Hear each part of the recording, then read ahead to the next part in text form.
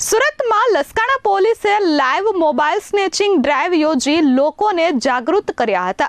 ચાલુ ફોન પર વાત કરતા લોકોને કઈ રીતે સાવચેતી રાખવી તે અંગે ડેમોન્સ્ટ્રેશન કરાયું હતું।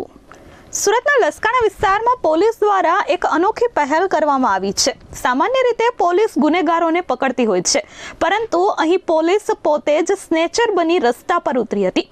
લોકોમાં જાગૃતિ લાવવા અને પોલીસ સ્ટાફને તાલીમબદ્ધ કરવા માટે પીઆઈ મીનાબા ઝાલાની આગેવાનીમાં મોબાઈલ સ્નેચિંગનો લાઈવ ડેમો યોજવામાં આવ્યો હતો।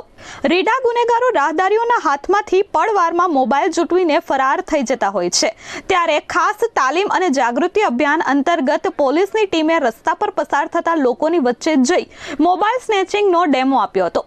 પીઆઈ સહિત પોલીસ જવાનોએ બતાવ્યું કે કેવી રીતે સ્નેચરો વ્યક્તિની નજર ચૂકવી એક જ સેકન્ડમાં મોબાઈલ છીનવી બાઇક પર ગાયબ થઈ જાય છે।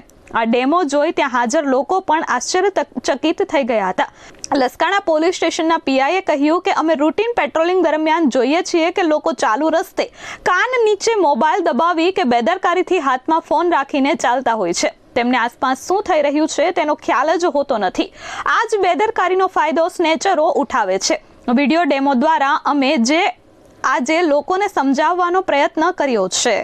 સ્નેચિંગ મારા દ્વારા અને પોલીસની ટીમ દ્વારા સ્નેચિંગ અમે એ અનુસંધાને કરેલ છે કે જ્યારે અમે પેટ્રોલિંગમાં હોઈએ છીએ, ફૂડ પેટ્રોલિંગમાં, રૂટીન પેટ્રોલિંગમાં, ત્યારે અમને જોવામાં આવે છે કે લોકો અલગ અલગ રીતે એટલે કાનની નીચે દબાવીને મોબાઈલ ચાલુ હોય છે, ચાલુ રસ્તા ઉપર મોબાઈલ ખુલ્લો રાખીને આ રીતે નીકળે, બિલકુલ મતલબ અલગ અલગ રીતે બેદરકારીથી રસ્તા ઉપર નીકળતા હોય છે।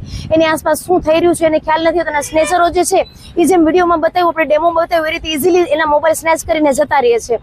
એટલે એ આને લોકોને અવેરનેસ આવે। બીજું કે ખાસ અમારું કે મીડિયાના માધ્યમથી એ પણ લોકોને કહે કે તમારી આસપાસ શું થઈ રહ્યું છે, તમારા મોબાઈલ જે છે એને હોલ્ડ એ રીતે કરો કે આસપાસ વાળા કોઈ સ્નેચ કરીને લઈ ના જાય। ઉપરાંત તમે આ ડેમો દરમિયાન એ પણ જોયું કે જ્યારે સ્નેચ કરીને જે પોલીસ જે છે કે સ્નેચરના સ્વાંગમાં હતી અને લઈ જાય છે, તો આસપાસ વાળા ન તો કોઈ નોટિસ કરે છે, બાજુમાંથી નીકળતા માણસ કોઈ નોટિસ બી નથી કરતા અને એને મદદ કરવાનો પણ પ્રયત્ન નથી કરતા। એટલે જનતાને મારે એ પણ અપીલ છે ક્યારેક આવો કઈ બનાવ બને તો એના વ્હીકલના નંબર લઈ લે, એની પાછળ થોડો પીછો કરવાનો પ્રયત્ન પણ કરે। જ્યારે બે ચાર લોકો છે તો એ રીતે તો આવી અવેરનેસ અને થોડીક સાવચેતી રાખીએ તો આ સ્નેચરોને છે ને કોઈ ચાન્સ ન મળે અને આ સ્નેચિંગથી આપણે બચી શકીએ। Bureau report S24 news Surat.